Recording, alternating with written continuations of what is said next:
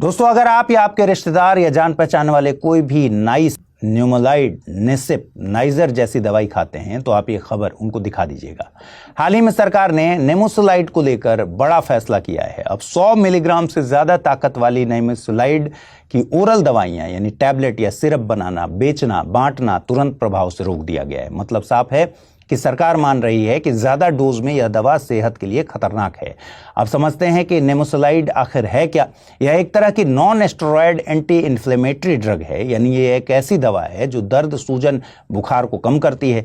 इसे पहली बार 1985 में इटली में इस्तेमाल किया गया था। भारत में यह दवा दांत दर्द, बदन दर्द, मांसपेशियों की तकलीफ, पीरियड्स का दर्द और ऑस्टियोआर्थराइटिस जैसी समस्याओं से लड़ने के लिए काफी इस्तेमाल होती है।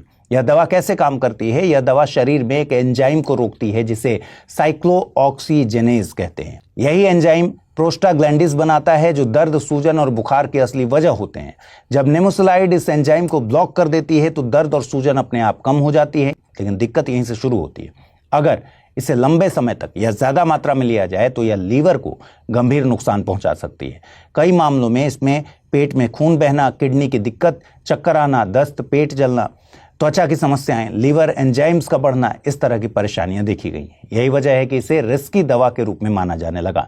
इसी कारण दुनिया के कई देशों ने शुरू से ही इसे स्वीकार नहीं किया।